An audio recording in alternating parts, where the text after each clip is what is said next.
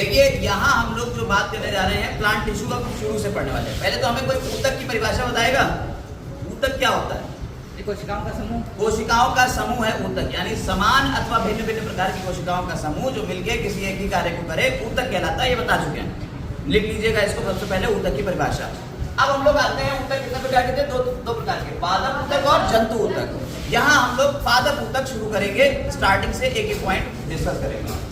पादप ऊतक जो होते हैं उसमें पहला ऊतक जो आता है वो है विभज्योतक ऊतक, और दूसरा कौन सा होता है? एक मेरिस्टेमेटिक है, दूसरा परमानेंट यानी स्थायी है। चार्ट बनवा चुके पहले ही। तो अब विभज्योतक ऊतक क्या होता है देखिए।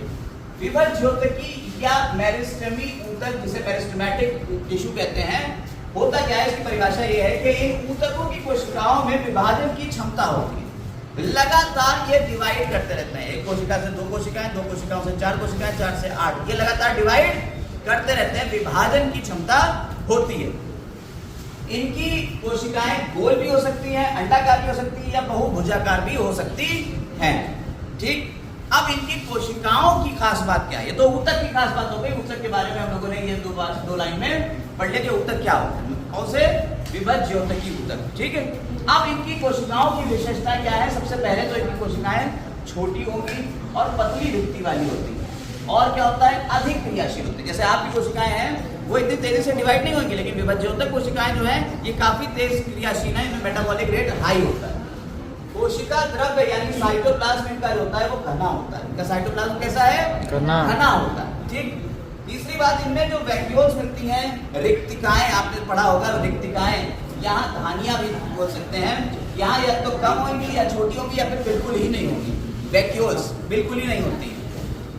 चौथी चीज, इन कोशिकाओं में केंद्रक जो होता है वो अपेक्षाकृत बड़ा होता है और लगातार विभाजन की किसी न किसी अवस्था में होता है। यहाँ पे ये लिख सकते हैं कि लगातार विभाजन की किसी न किसी अवस्था में होता है, क्योंकि विभाजन हो रहा है तो केंद्रक कहीं ना कहीं विभाजन के में ही पार्टिसिपेट करता है, इसलिए वो थोड़ा बड़ा है।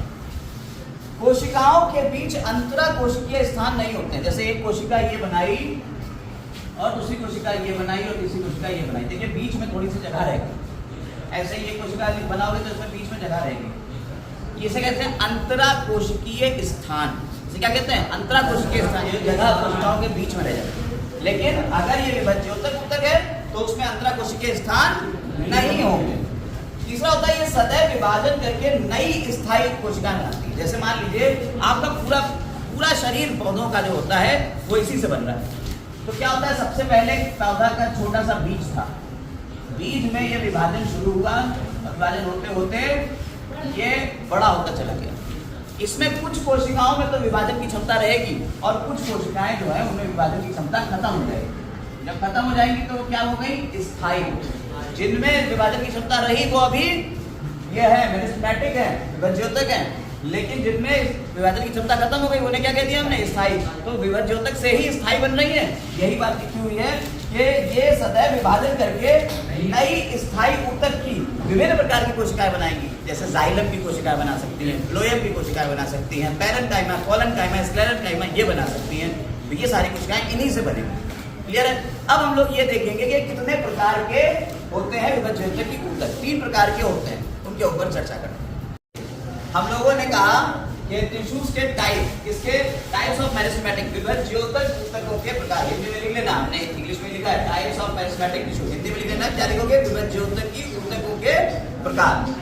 3 तरीके के होते हैं। देखिए उपस्थिति कहाँ मिलेगी? प्रेजेंस। जैसे मान लीजिए अगर ये कोई तना हमने ले लिया है, ठीक है, या कोई पेड़ है, इस पेड़ में एक सबसे ऊपर की जो टिप है, इसे टिप कहते हैं, टिप पे मिल सकता है या साइड में मिल सकता है या अंदर बीचों बीच में कहीं ना कहीं फंसा हुआ मिल सकता है। तो अगर टिप पे मिल रहा है तो उसे कहते हैं शीर्षस्थ विभज्योतक, यानी कि अगर टिप पे मिल रहा है उसे कहते हैं एपिकल मेरिस्टेम। ये प्लांट था, प्लांट की टिप पे मिल रहा है तो एपिकल मेरिस्टेम। दूसरा है पार्श्व, अगर प्लांट्स की साइडों में मिल रहा है तो उसे क्या कहते हैं? पार्श्व यानी लेटरल मेरिस्टेम, इसी में ही नाम आता है कैम्बियम। और जो तीसरा है अंतर्विष्ट, ये परमानेंट टिश्यूज के बीच बीच में अंदर होता है, उसे कहते हैं अंतर्विष्ट विभज्योतक, इसे इंटरकैलरी मेरिस्टेम कहते हैं। तो किसके आधार पे हमने इसे विभाजित किया 3 पार्ट में? उपस्थिति के आधार पर। तो ये लिखा है पादप शरीर में उपस्थिति के आधार पर विभज्योतकी कितने प्रकार के हैं? 3 प्रकार के ऊतक होते हैं। कौन से? पहला शीर्षस्थ विभाज्योतक जिसे एपिकल मेरिस्टेम कहते हैं, दूसरा पार्श्व विभाज्योतक या कैम्बियम जिसे लेटरल मेरिस्टेम या कैम्बियम कहेंगे, और तीसरा है अंतर्विष्ट विभाज्योतक या इंटरकैलरी मेरिस्टेम। क्लियर है? Yes, ये sir. कितने प्रकार के हो गए हमारे? 3 प्रकार के। कहाँ होंगे आइए देखिए। तो शीर्ष विभाज्योतक या एपिकल मेरिस्टेम ये ऊतक जड़ तथा तने के सिरों पर होता है, चाहे जड़ हो चाहे तना उसके सिरे यानी टिप्स के ऊपर होगा, और इसके विभाजन से जड़ और तने की क्या बढ़ेगी? लंबाई। जब ये विभाजन करेगा तो यहाँ से लंबाई बढ़ती चली जाएगी ऊपर। ठीक। दूसरा होता है पार्श्व मेरिस्टेम यानी लेटरल मेरिस्टेम। ये कहाँ मिलेगा? ये इनकी कोशिकाओं के विभाजन से कहाँ मिलेगा? पार्श्व लेटरल साइड पार्श्व मिलता है, पौधों के पार्श्व मिलता है, याद रखिएगा। और इनके विभाजन से क्या होता है? तने और मूल की मोटाई में वृद्धि होती है, याद रखिएगा। तीसरा है अंतर्विष्ट। ये कहाँ मिलेगा? हमने आपको बताया ये पत्तियों के आधार पर मिल सकता है, टहनी के पर्व यानी इंटरनोड्स में मिल सकता है। इसके अलावा ये परमानेंट टिश्यूज के बीच में मिल सकता है, जो स्थायी ऊतक है उसके बीच में मिल सकता है, इसीलिए इसका नाम अंतर्विष्ट है, कहीं घुसा हुआ है बीच में। और इसकी वजह से क्या होगा? इस ऊतक के विभाजन से भी लंबाई में वृद्धि होती है। तो आप ये भी लिख लीजिएगा यहाँ पे, इस ऊतक के विभाजन से लंबाई में वृद्धि होती है।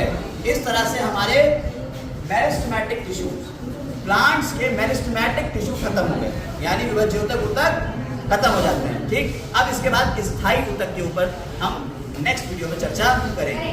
Have a nice day.